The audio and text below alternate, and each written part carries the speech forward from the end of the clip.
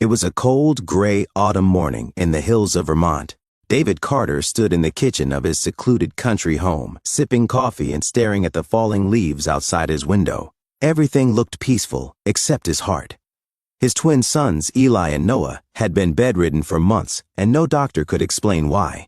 They had once been full of energy, always running through the house, giggling, chasing their golden retriever Charlie, and filling the air with the vibrant joy of childhood. But now, their laughter had vanished, replaced with eerie silence and pale faces that stared blankly at the ceiling. David had taken them to countless specialists across the state, from pediatricians to neurologists, yet no one had a definitive answer. Each test came back inconclusive. No infections, no autoimmune markers, nothing. It was as if their bodies were slowly giving up without cause. At just 8 years old, they were fading right before his eyes, and he felt utterly powerless to stop it. The phone rang. It was his company. "Emergency trip, David. 3 days. You fly out Monday. Could be gone for a while." He sighed, glancing at the family photo on the mantel, his late wife Emily, beaming with joy as she cradled the newborn twins. "This couldn't come at a worse time," he whispered. Helen Walker, the loyal housekeeper who had been with the Carters since the boys were born, shuffled into the room. "How are they this morning?" David asked. "Ellie had a fever all night," she said quietly. "Noah's barely talking. And Linda," she trailed off. Linda Moore, Emily's older sister, had moved in after Emily's death to help with the children. She insisted on managing their meals and medications. David had been grateful, but something about her intensity had grown. Unsettling. "I don't know if she can keep doing this alone while I'm gone," he admitted. He picked up the phone and dialed his old friend Ryan Bennett. "Ryan, I need a favor. I need a nurse. Someone who's the real deal." That evening, Ryan called back. "So I've got someone. Her name's Grace Mitchell. 10 years in pediatric care, now working private cases. Families say she's a miracle worker." The next afternoon, a silver SUV pulled into the driveway. Grace stepped out, tall, calm, professional. Her chestnut hair was pulled into a neat bun. In her eyes, warmth and something sharper. David led her inside. Linda offered a frosty greeting. "Oh, you'll find everything you need. But just so you know, the boys are used to me." Grace nodded. "Oh, let me meet them." Eli and Noah were ghostly pale, lying silent in their beds. Grace smiled warmly. "Hey there, I'm Grace. I'm here to help." The boys glanced at each other. Then Noah whispered, "Well, you don't look like the others." That night, Grace began reading through their medical records, and what she saw didn't sit right. The symptoms weren't consistent. Grace flipped through charts and test results by lamplight. One thing stood out. The boys always got worse after meals. But in the mornings, they were oddly alert, until breakfast. She made a quiet note. David, preparing to leave, handed Grace a phone with camera feeds installed in the children's room. "It's all set up. You'll get alerts. Call me for anything." Linda's jaw tightened when she saw the cameras. "That's a bit much, don't you think?" "On just a precaution," Grace said, watching her reaction. That evening, Grace offered to help feed the boys. "I always do it," Linda snapped, her voice sharp like a sudden crack in the silence of the room.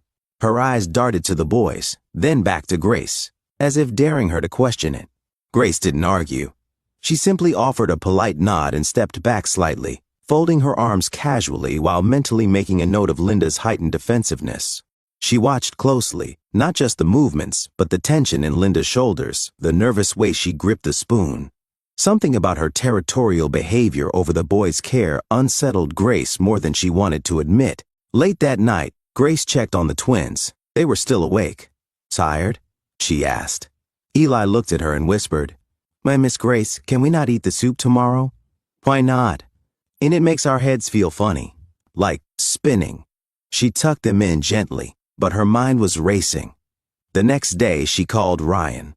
"I need your help. Quietly. I want a toxicology screen, and we need to talk about their medications. Some things aren't adding up." Downstairs, Helen whispered, "Oh, Miss Grace, something's off. Linda won't let anyone else cook for them. And I found odd receipts in her trash from some chemical lab." Grace's blood ran cold. Grace inspected the kitchen while Linda went out. Inside a spice cabinet, she found a small unlabeled tin.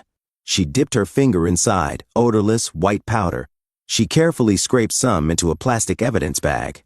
That night, she watched through a crack in the door as Linda gave the boys a glass of nighttime vitamins. When she left, Grace quietly entered and swapped Eli's untouched drink with plain water. She kept the glass for testing. The next day, Grace ran her own little experiment. She accidentally spilled the soup Linda made. "Oh no, but don't worry, I've got special pediatric meals with me," Grace said brightly, carefully placing her containers on the kitchen counter. "These are nutrient-dense, easy on the stomach, and packed with everything growing boys need. My last patients loved them." She warmed the food, plated it, and brought the dishes to the twins with a gentle smile. "Oh, no pressure, just eat what you can," she added as she settled near their beds. That day, something changed. Eli, who had barely spoken in days, suddenly sat up straighter. After a few bites, he looked over at Grace with a flicker of curiosity in his eyes. "Do you have any books?" he asked, his voice hoarse but sincere. Grace's heart skipped. "Of course," she said, and later brought him a few picture books from the study. Noah, who had been barely able to lift his arms, swung his legs over the side of the bed and took a few wobbly steps to the window with Grace's help. "I want to see the trees," he whispered. Grace quietly made notes in her journal, her hands trembling slightly. The change was undeniable. Grace recorded every detail. Day after day, she repeated the routine, changing their food and watching them improve until the evidence was undeniable. That night, she heard Linda talking to herself. "No, Emily, I'm trying, but they're not going to you yet. I need more time." Grace hit record on her phone. She called Ryan. "You need to come now and bring the toxicology results." When he arrived, he was pale. "The powder contains traces of heavy metals. This is deliberate, slow poisoning. I have the meals. I have the logs. I even have her talking to Emily," Grace said. That evening, Grace gathered the courage to confront Linda. "Oh, you've been poisoning them." Linda's eyes went glassy. No, I'm saving them. Emily comes to me. She tells me they need her. They don't belong here, not without her." David, who had arrived early from his trip, stepped in just in time to hear her chilling confession. "I just wanted them to sleep and wake up with her," Linda sobbed. The police arrived moments later. With Linda taken to a psychiatric facility, the house finally felt safe. The atmosphere shifted overnight, as if a long, invisible storm had finally passed. The air was lighter, the rooms felt warmer, and for the first time in months, the home didn't echo with tension. David clutched his boys in his arms, his grip trembling with emotion as tears streamed freely down his face. The fear, the uncertainty, the helplessness he had bottled up came pouring out. "I thought I was going to lose you both.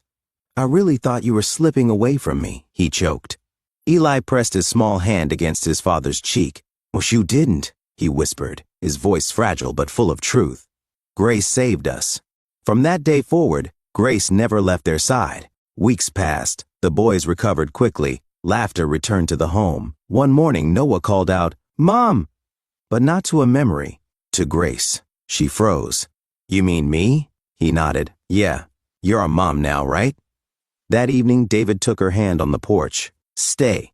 Not as our nurse, as part of our family." She didn't speak. She just kissed him.